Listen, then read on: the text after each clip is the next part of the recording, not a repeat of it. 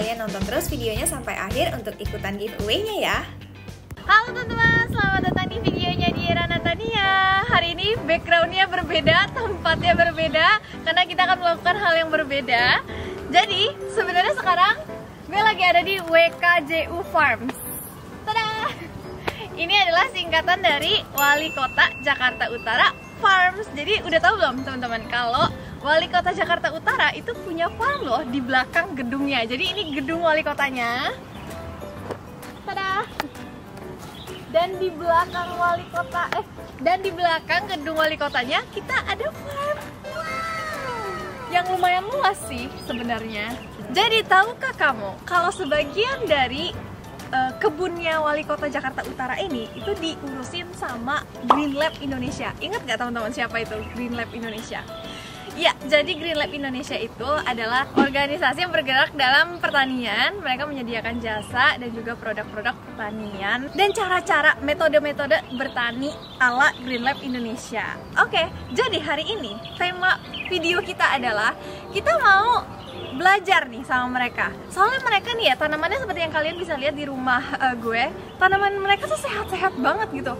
Kita mau tanya, apa sih rahasia mereka semai benih sampai sehat gitu tumbuhannya gitu, karena gue juga sering banget gagal gitu ya di rumah, jadi mau belajar. Oke, kita langsung kenalan nih sama mereka. Mari masuk. Halo, jadi di sini udah sama Angel dari Green Lab Indonesia. Hai, perkenalan sedikit. Ya, aku Angelica Kristi dari Green Lab Indonesia ya, gitu. Aku juga bekerja untuk merawat tanamannya atau juga adminnya. Kalau ada yang ngejawab-jawabin di Instagram tuh biasanya aku. Sebenarnya tuh di sini ada 3 orang dari Green Lab Indonesia, cuma 2 orang pemalu. Jadi Angel aja yang muncul di depan kamera ya. Jadi sekarang kita mau simulasi untuk bikin racikan tanah ketika kita mau berkebun nih di rumah ya. Di rumah bisa, di pertanian juga bisa gitu. Aku boleh tanya sedikit ya? Ya. Kalau misalnya nih kita beli rumah gitu, terus di depan ada halaman kecil gitu kan. Nah itu tanahnya tanah virgin lah istilahnya, nggak pernah tanah virgin, nggak pernah dicampur apa-apa gitu kan. Itu bisa nggak buat nanam sayur? Buat tanam sayur bisa sih ya, kayak gitu. Tapi kalau setelah pengamatan ya untuk sayur itu lebih cepatnya metode hidroponik sih, terutama hidroponik air kayak gitu. Soalnya kita udah pernah percobaan di media tanam yang padat ya, bukan liquid kayak gitu. Itu tumbuhnya lumayan lama. Sebenarnya kalau di depan tanah kayak gitu, buat tanah virgin nggak apa-apa, tapi kan biasanya kalau di tanah itu ada dikasih NPK-nya dulu ya. Iya, ada itu NPK. ditaburin dulu segitu. Jadi bisa, tapi harus kasih pupuk dulu aja seperti itu. Oke. Gimana sih caranya bikin tanah untuk berkebun yang paling efektif untuk kita nanam sayur? Ya, Nanam sayur, sip. Ini sayurnya apa nih ceritanya? sayurnya anggaplah sayur-sayur untuk orang Indonesia kan suka sambal, misalnya untuk cabai. Ya. Oke, kita bisa sambil langsung simulasi. Banyaknya pakai metodenya kokopit. Kokopit itu kalau di Indonesia itu murah ya. Aku beli 1 karung aja kayak gitu bisa berapa, 20.000. Tapi dengan temanku yang di Australia 1 karung itu 500.000. Betul, di Jepang juga mahal. Aku bilang kalau kesini kayaknya beli kokopitnya aja ya, bawa ke sana, betul. Profit, tapi gak boleh hanya sekedar kokopit ya kayak gitu. Soalnya ada sifat untuk menyerap satu nutrisi. Kita itu biasanya pakai larutan coco starter gitu. Ini direndam dulu sama kokopitnya, direndam dulu selama 8 jam, 12 jam. Jadi itu gunanya apa? Biar kokopitnya itu menyerap nutrisi yang dibutuhkan dulu sebelum menyerap nutrisi yang ada di pupuk. Oke, jadi kalau misalnya nih kita nanam dengan metode kokopit ini tanpa kita rendam dulu pakai ini, berarti nutrisi yang akan kita kasih setelahnya malah keserap sama kokopitnya, bukan sama tumbuhannya ya? Iya, itu biasanya sifat kokopit. Soalnya kan mereka itu kayak sponge ya. Kalau dituang dikit aja kayak nggak ada airnya turun, nggak kan kayak gitu ya. Jadi itu sih. Tapi kalau mau metode lainnya bisa dicuci dulu biar kadar garam itu bisa menurun seperti itu sampai bening aja airnya. Terus sudahnya dijemur sedikit ya kayak gitu biar nggak terlalu benar-benar basah banget ya. Di sini itu ada kokopit dan sekam bakar kayak gitu. Yang hitam ini ya, yang itu. Gunanya itu untuk memoroskan tanahnya ya. Jadi tidak benar-benar padat kayak gitu. Nah, banyak yang nanya kenapa sih harus pakai kokopit ya daripada tanah?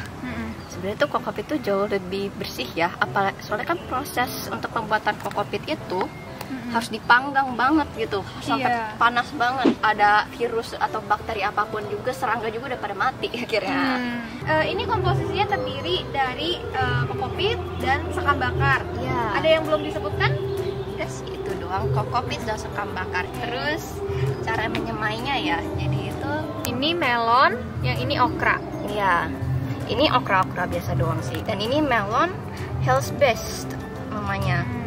Melonnya itu bisa sampai 3 kg kalau udah dirawat dengan benar sih gitu. Itu rekor dari Green Lab-nya sendiri. Jadi kalau biji seperti ini itu semuanya semua tanaman tuh biji nggak kayak gini. Pasti kan ada yang kayak debu-debu gitu ya, kecil banget. Kalau yang tanaman kayak petunia, kayak punyanya Kadera itu biasanya itu cuma ditabur kayak gitu, ditabur. Tapi kalau kayak gini, taruh biji itu nggak boleh seperti ini, vertikal. Nggak boleh vertikal. Iya, nggak boleh vertikal. Tapi naruhnya itu seperti ini. Tiduran ya. Tiduran, iya. Jadi kalau vertikal bisa aja nyangkut ntar tunasnya. Vertikal lah. Terus karena ini masih benih ya, masih benih kecil kayak gini, dikubur itu jangan ditekan. Jangan ditekan, diginin aja. Asal ketutup aja ya? Iya, asal ketutup aja. Kalau nggak ntar tunasnya nggak bisa keluar, nyangkut airinnya. Itu sampai keluar sedikit meluap kayak gitu, biar semuanya basah seperti itu. Terus ditaruhnya itu tidak terkena sinar matahari langsung ya, ditaruh tempat yang teduh aja sampai keluar tunas. Kalau udah keluar tunas, ada daunnya, udah waktunya ditaruh tempat yang lebih banyak bagus ya sinar mataharinya, biar nggak kekurangan sinar matahari juga, ntar stretchy ya katanya. Iya, stretchy, betul. Stretchy. Oke, jadi kalau udah jadi, semai, siram, tunggu deh. Nah, sekarang kita mau lihat tanaman. Ini kita tadi nanamnya melon ya, ini melon kan, tapi ada contohnya terong, jadi agak nggak nyambung, mohon maaf ya. Kita lihat tanaman terong yang udah tumbuh, udah segini. Yuk, oke, jadi ini yang tadi kita udah simulasikan, dan ini adalah terongnya. Ya, jadi kalau dilepas kokopitnya itu jadi kayak gini daunnya. Ini adalah ciri-ciri akar yang sehat ya, ya. Udah kelihatan akarnya. Ini itu terong mitoyo. Terong mitoyo dari Jepang ya? Dari Jepang. Kalau kita itu biasanya dari Green Lab gak suka nanam yang umum ya, selalu pengen coba-coba gitu ya, import gitu loh, biar dibudidayakan di Indonesia juga. Betul. Ya, dan gak usah import juga jadinya gitu. Kayak nggak ada kuning-kuningnya sama sekali. Iya. Ini cuma kotoran aja. Kalau ini kotoran. Nah, tuh sehat banget ya. Jadi kalau pakai metodenya Green Lab seperti yang tadi Angel udah bilang, tumbuhan kalian bisa sesehat ini. Dan kalau kita tetap maintain, ini bisa besar banget dan bisa menghasilkan buah. Tapi memang kalau misalnya udah lebih besar, kita harus pindah pot dong. Oh, pindah. Kalau kita itu biasanya pakai growing bag. Iya, growing bag itu kalau ini bisa nyampe 20 dan 30 liter, itu ya rada gede juga ya. Tapi itu kalau udah dipindahin itu nggak usah dipindahin lagi gitu. Iya, sekali aja berarti. Nah, racikan tanahnya sama kayak gini. Racikan tanahnya tetap sama kayak gitu. Bicara soal pertumbuhan tanaman, nggak lepas dari nutrisi dong. Boleh ya kita ngobrol soal nutrisi? Boleh dong. Oke, kalau gitu kita pindah tempat dulu. Kita mau ngobrol lebih jauh sama Angel. Yuk. Dan ini adalah nutrisi yang udah diracik langsung oleh Dr. Green alias Green Lab Indonesia ya. Boleh dijelaskan dikit ini nutrisinya kayak gimana dan cara pakainya gimana? Jadi ini nutrisi untuk tanaman cabai ya, cuman khusus tanaman cabai. Sebenarnya tanaman lain boleh, tapi cabai doang ini. Jadi nutrisinya itu kalian pasti tahu dah istilah NPK dan segala macam ya. Nah, pasti kan kalau tanaman itu jenis-jenisnya itu membutuhkan satu nutrisi untuk jauh lebih produktif ya, lebih banyak buahnya. Jadi itu kita spesifikin jadi 3. Ada buah, ada sayur, dan juga ada cabai. Pemakaiannya itu sebenarnya 1 liter nggak banyak sih. Kalian pakai untuk 1 tunas aja ya, itu cuma 1 mili untuk 1 liter. Iya, kayak punya aku itu dari bulan April ya, kalau nggak salah aku terima dari Dr. Green. Terus sampai sekarang itu baru berkurang segini. segini doang. Awet banget, bener-bener awet banget pakai ini. Itu dikasih setiap hari. Dikasih setiap hari sih rekomennya, biar apa? Soalnya kan kokopit juga walaupun bersih emang kayak gimana, tapi itu startnya dari nol. Iya. Perawatannya itu pemakaian itu 1 minggu aja sih sekali. 1 minggu sekali untuk tanah dan kokopit setiap hari. Iya, ke setiap hari itu mungkin dikasih sekitar 250 sampai 500 ml ya. Kalau pas kecil mah kayak gini 250 aja. 250. Oke, berarti gampang banget ya. Ini yang B, ini yang A. Ya. A dan B 1 mili ditambah air 1 liter disiram setiap hari. Seringnya kalau ngomong-ngomong AB mix itu hidroponik ya. Iya. Tapi sebenarnya kokopit itu termasuk hidroponik loh, karena nggak pakai tanah. Dan kita boleh ngobrol sedikit tentang Green Lab ya, karena tadi kita baru kayak sekedar kenalan tapi belum tahu nih dengan jelas apa sih sebenarnya Green Lab itu. Tujuan diciptakannya Green Lab itu apa sih sebenarnya? Tujuannya, aku bawa itu aja ya. Oh boleh. Halo.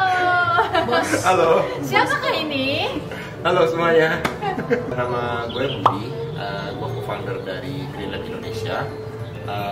Biasanya spesialisnya di bagian corporate dan marketing. Oke, keren banget. Jadi kerjanya bareng sama Angel juga nih Iya. ya.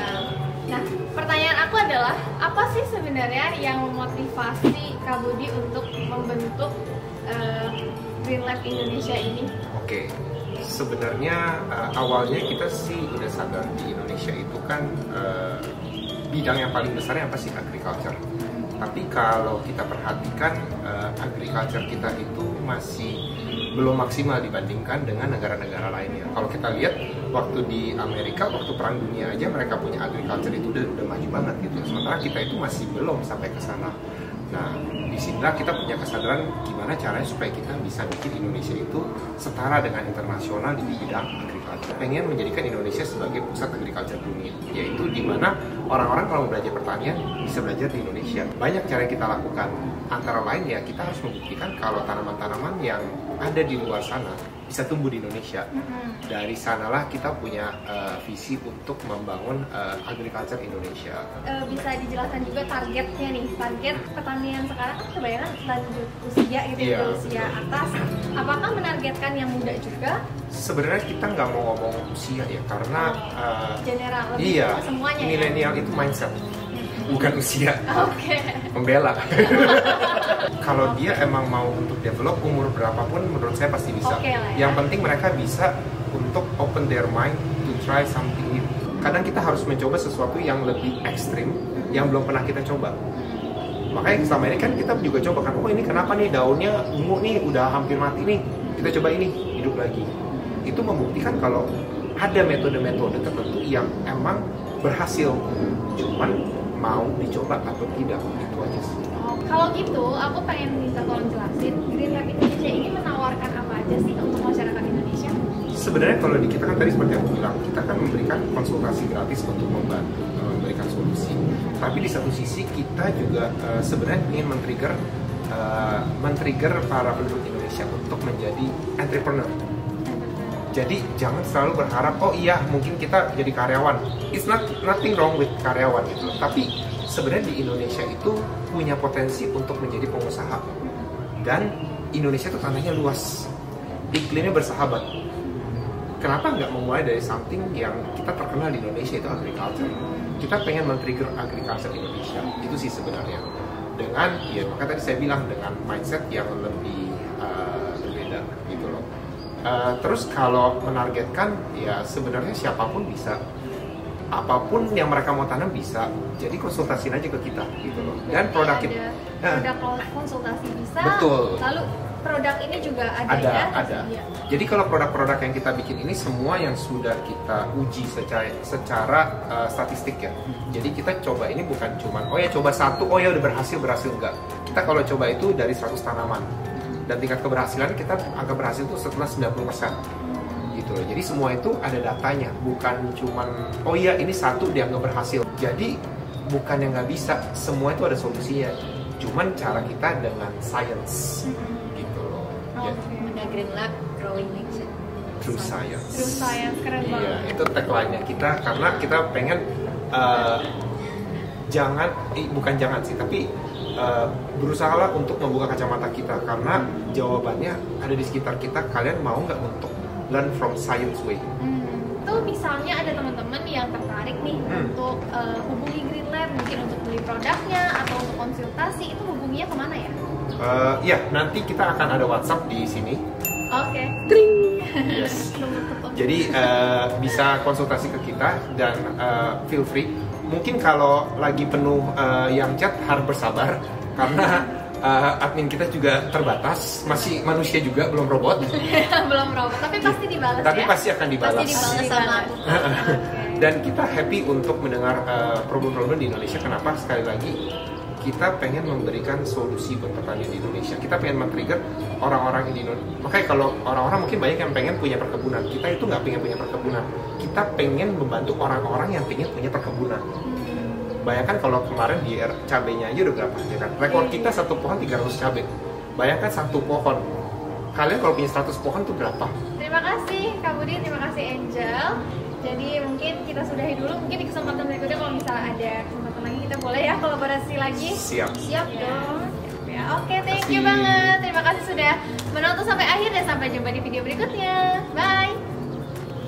Waktunya untuk giveaway Diera Natania X Green Lab. Caranya gampang banget. Pertama, follow Instagram Green Lab Indonesia di @greenlab_Indonesia dan Instagram Diera Natania @DieraNatania. Kedua, post story di Instagram tentang tanaman kamu dengan mention @greenlabindonesia dan @DieraNatania dengan hashtag #GrowItYourselfWithGreenLab. Pendaftaran dimulai dari sekarang hingga 8 September dan akan ada 5 pemenang dan diumumkan pada tanggal 9 September di akun Instagram Green Lab Indonesia. Ditunggu ya story-nya, jangan sampai kelewatan.